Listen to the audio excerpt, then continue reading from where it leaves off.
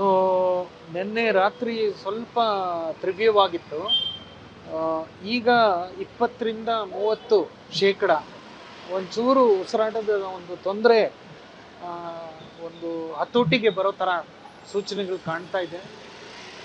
ವೈಯಕ್ತಿಕವಾಗಿ ಅವರು ಪಡ್ತಾ ಇದ್ದಿದ್ದ ಪರಿಶ್ರಮ ಒಂದು 30-40 ಭಾಗ ಕಮ್ಮಿ ಆಗಿದೆ. ಅಂದರೆ ನೋಡೋದಕ್ಕೂ ಒಂಥರ ಸುಧಾರಿಸಿರೋ ಥರ ಕಾಣ್ತಾರೆ. ಮುಂದಿನ ಚಿಕಿತ್ಸೆ ನಡೆಯುತ್ತೆ. ಇದು ಭಾಳ ಟೈಮ್ ತಗೊಳ್ಳೋವಂಥ ಟ್ರೀಟ್ಮೆಂಟ್. 1-2 ದಿನದಲ್ಲಿ ಸುಧಾರಣೆ ಆಗೋ ಥರ ಕಾಣ್ತಾ ಇಲ್ಲ. ರಕ್ತ ಒತ್ತಡ, ನಾಡಿ ಮಿಡಿತ ಎಲ್ಲ ಕರೆಕ್ಟಾಗಿದೆ.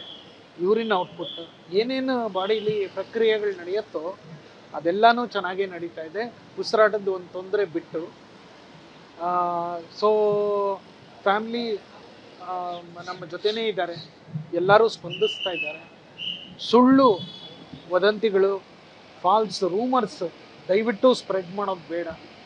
ಅವರು ರಿಕವರ್ ಆಗಿ, ಅದು ಏನು ಭಗವಂತ ಇದು ಬರ್ದಿದ್ದಾನೋ ಅದೇ ಥರ ಅವರು ರಿಕವರ್ ಆಗಿ ಮನೆಗೆ ಹೋದರೆ ನಮಗೂ ಸಂತೋಷ, ನಿಮಗೂ ಸಂತೋಷ, ನಾಡಿಗೂ ಸಂತೋಷ. ಎಷ್ಟು ದಿನ ಇರಬೇಕಾಗುತ್ತೆ? ಅದು ಲಂಗ್ ಕಂಜೆಷನ್ ಆಗಿದೆ, ಸ್ಪ್ಯಾಸಮ್, ಬ್ರಾಂಕೋಸ್ಪ್ಯಾಸಮ್ ಅಂತೀವಿ, ಅದು ತುಂಬ ಇದೆ.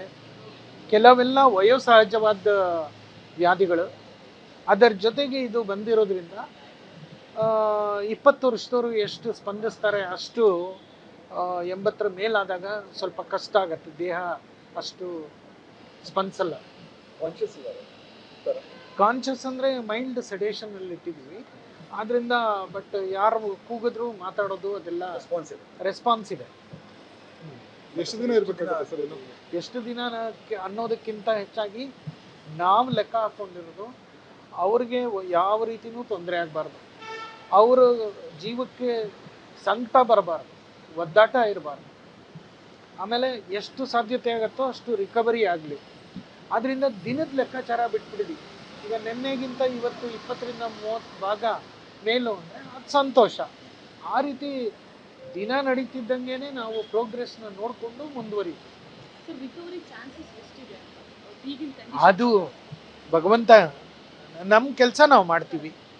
ಸೊ ಇದನ್ನೇ ನಮ್ಮ ದೇವೇಗೌಡರ ಫ್ಯಾಮಿಲಿ, ಡಾಕ್ಟರ್ ಮಂಜುನಾಥ್ ಇವರೆಲ್ಲರೂ ಇದನ್ನೇ ಹೇಳ್ತಾ ಇರೋದು, ನಿಮ್ಮ ಕೆಲಸ ನೀವು ಮಾಡಿ, ಮಿಕ್ಕಿದ್ದು ಭಗವಂತ ನೋಡ್ಕೋತಾನೆ ಅಂತ.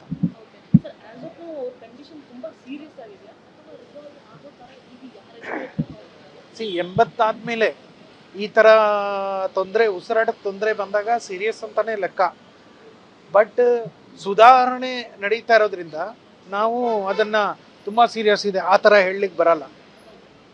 ಇನ್ ನೆಕ್ಸ್ಟ್ 24 ಅವರ್ಸಲ್ಲಿ ನೋಡೋಣ ಎಷ್ಟು ಮಟ್ಟಕ್ಕೆ ರಿಕವರ್ ಆಗ್ತಾರೆ ಅನ್ನೋದು ಗೊತ್ತಾಗುತ್ತೆ.